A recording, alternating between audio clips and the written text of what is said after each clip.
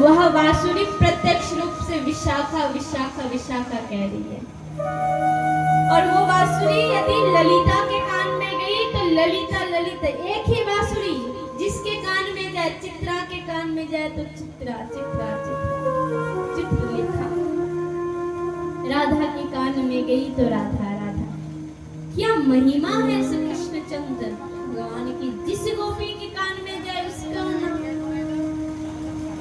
कहते हैं आज जो गोपियां इतनी व्याकुल हो गई कृष्ण की बांसुरी सुनकर, मन ही मन आनंद से परिपूर्ण हो गई। आनंद कैसा कि जिसका व्रत हमने पालन किया आज वह व्रत अब फल देगा। आज तो वो रात्रि आ चुकी है। कौन सी रात्रि? शरद पूर्णिमा, रास की रात्रि। कहते आनंद की जो परम सीमा अगर देखनी है तो गोपियों में जाकर देखो। आनंद की परम सीमा है। कहते गोपियां इतनी व्याकुल हो गई कि गोदोहन करने गई। जो गोपियां गोदोहन करने गई वो आधी अधूरी छोड़ के दौड़ी तो दौड़ी यमुना के घाट। जो गोपी भोजन बना रही है, आधा अधूरा भोजन बना वही छोड़कर चली कृष्ण से मिलने। जो गोपी श्रृंगार कर रही है, जैसी बांसुरी की आवाज पहुंची कान में, कहते आंख की जो काजल लगाते आंख में, आंख का काजल अधरो होठ में लगाना और होठ की लाली आंखों में लगाना शुरू। एक कान में बाली पहनी, दूजी में नहीं। कृष्ण ने पुकारा, क्या सजना, क्या सवरना, क्या सुंदर दिखना, चलो कृष्ण से मिलने। जो गोपीपति को भोजन दे रही थी, आधा अधूरा दे के चली कृष्ण से मिलने। और इससे भी सर्वोत्तम उच्च कोटि की गोपियां किसे मानी गई? बात नहीं करो सामने। उससे भी उच्च कोटि की गोपियां किसे कहा गया है? कहते जिस गोपी को उसके पति ने जाने नहीं दिया, घर में बंद कर दिया कि तुम नहीं जा सकती, उस गोपी ने अपने शरीर का त्याग कर दिया। सोचो प्रेम, प्रेम कैसा प्रेम कि प्रियतम के लिए देह का हमने त्याग कर दिया। और गोपियां देह का त्याग करके आत्मा बन के, आत्मा रूप धारण करके ब्रजमंडल में, कहते निधि में पहुंची, बंसीवट में पहुंची रास करने। एक दो नहीं, अनंत अनंत गोपियां आज रास करने पहुंची है। श्याम सुंदर ने जैसे ही देखा लाखों लाख गोपियां आई है, मुरली छोड़कर आके कहने क्या कहते प्रेम में ना कभी कभार ना परीक्षा भी ली जाती है कि ये प्रेम करने योग्य है कि नहीं। अब के जमाने के प्रेम और तब के जमाने के प्रेम में अंतर है। अब के समाज में जो प्रेम है वो केवल विलासिता है। विलासिता अर्थात घूमो फिरो, खाओ नाचो गाओ, बदनामी कमाओ, माँ बाप का सम्मान जाए, कई और। ये प्रेम है आज के समाज का, परंतु वास्तव में ये प्रेम है ही नहीं, ये तो विलासिता है। प्रेम अगर देखना है तो राधा का देखो, गोपियों का देखो। जहां प्रेम का संबंध कभी देह से हुआ ही नहीं। प्रेम का संबंध आत्मा से होता है। और आत्मा का संबंध आत्मा से पता कैसे चलता है कि हाँ इनसे प्रेम हुआ है? पता कैसे चलता है? लक्षण बताए, जब बोलने की जरूरत ना पड़े, मुख देखकर समझ जाए। प्रियतम क्या बोलना चाहता है? प्रियतम के मन में ये है कि मैं ये बोलूंगा, उससे पहले प्रियाजू बोल देती है। ये प्रेम है, ये आत्मा का संबंध। उनके हृदय में क्या चल रही है, क्या चल रहा है, ये मुझे पता है, ये प्रेम है। मेरे हृदय में क्या चल रहा है, ये मेरे प्रियतम को पता है, ये प्रेम है। अब बताओ किसको क्या पता?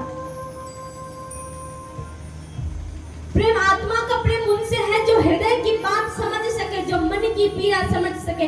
आज के जमाने में हृदय की, मन की बात, मन की पीड़ा अगर कोई समझता है तो माँ बाप,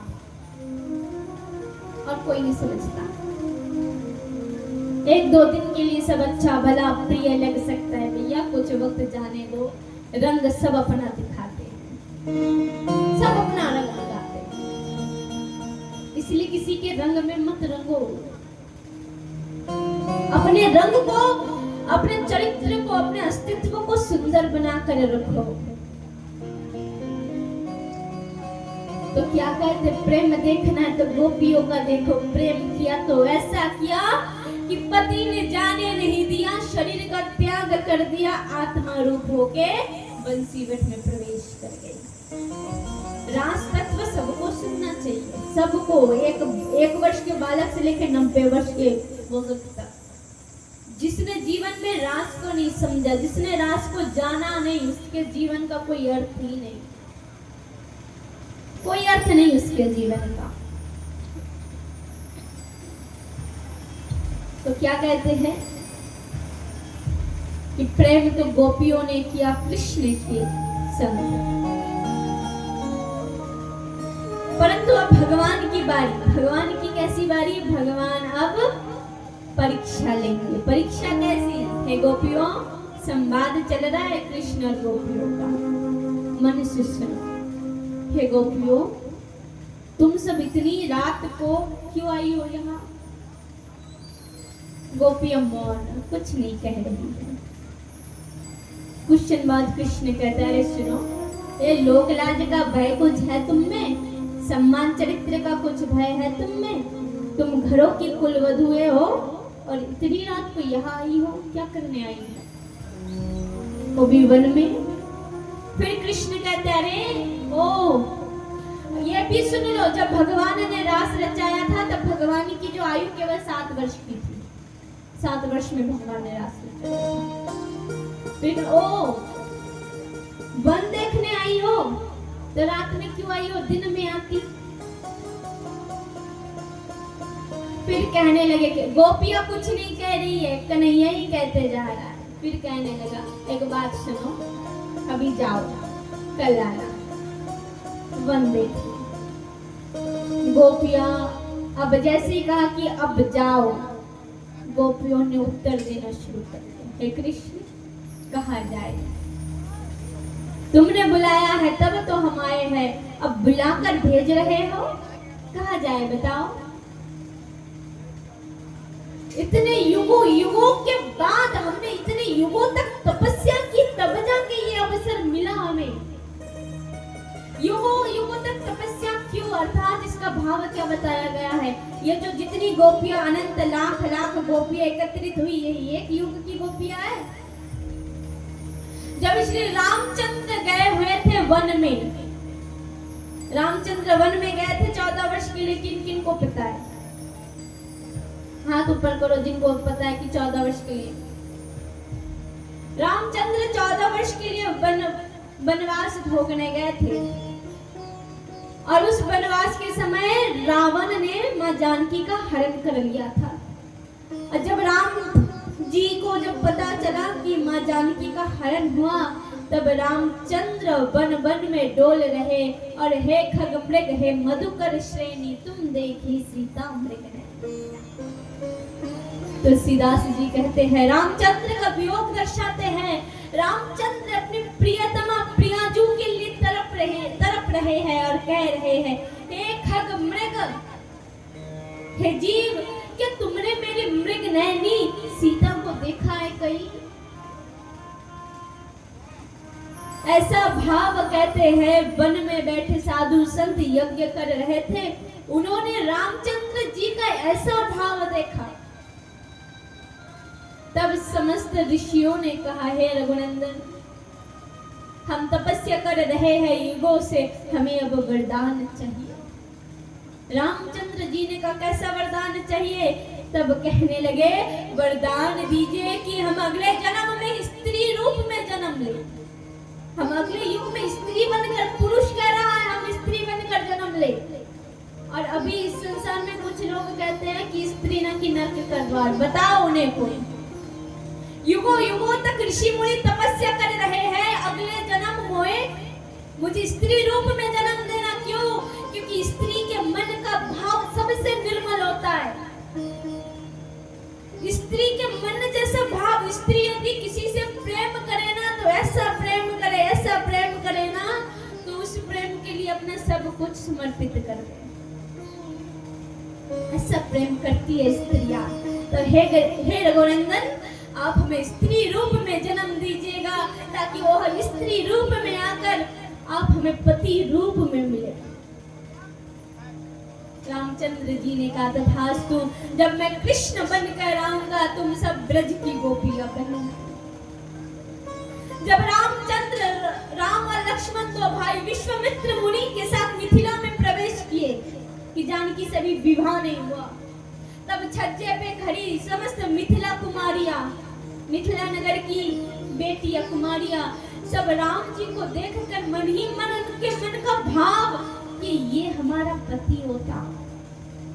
तब राम ने कहा, क्षमा करो देवियों, इस जन्म में एक पत्नी व्रता हमने धारण किया, मैं एक ही पत्नी का पति बनूंगा।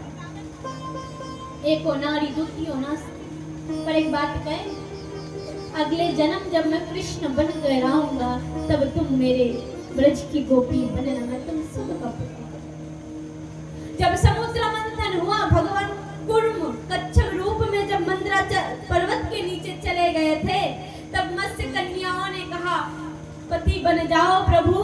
तब कच्छप भगवान ने कहा, जब मैं कृष्ण बनकर आऊंगा तब आना ब्रज में गोपी बनकर सबका पति बने। जब भगवान बलि के घर गए तो दैत्य कन्याओं ने कहा, प्रभु पति बन जाओ हमारे। तब वामन भगवान ने कहा, गोपी बनकर आना, पति बन जाऊंगा। आज अनंत अनंत गोपियां तो कहने लगी, एक दो जन्म नहीं युगों युगों तक तपस्या करी है हमने, तब जाके ये अवसर आया। आज कहते हो कि हम चले जाएं? हे कृष्ण सुनो, इससे अच्छा अपने तुम्हें छोड़कर जाने से अच्छा है ये जो यमुना है ना, अथाह जल है, इसमें इसी यमुना में कूद कर प्राण दे देंगे, पर जाएंगे नहीं। कृष्ण ने कहा, इस नदी में कूद कर जान दे दोगी पर जाओगी नहीं। अरे तुम्हारे पति हैं घर पे। तब गोपियां क्या कहती है, बड़ी सुंदर एक कथा। गोपियां कहती हैं, हे प्रभु वो तो मिट्टी का पुतला है, बस केवल वो क्या है, मिट्टी का पुतला है, उसके साथ तो जीवन जीना है, पर आप हो वास्तव के पति। ऐसा मत करो, हम नहीं तो मर जाएंगे। ऐसा भाव देखकर गोपियों का भगवान ने कहा, ठीक है तो करो, ठीक है तो करो।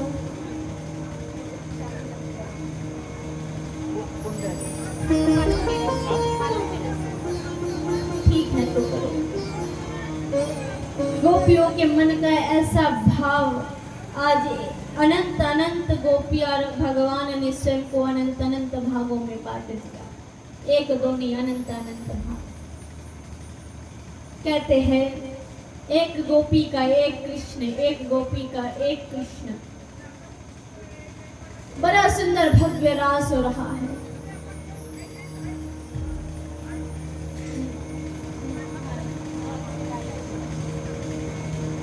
बड़ा सुंदर भव्य रास हो रहा है आज।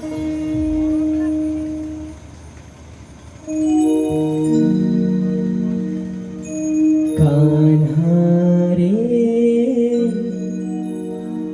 थोड़ा सा प्यार दे,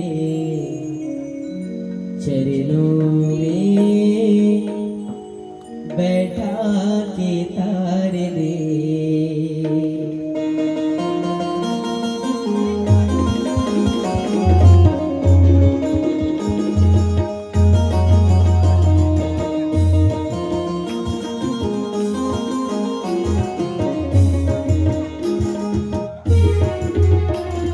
कान्हा रे थोड़ा सा प्यार दे, चरणों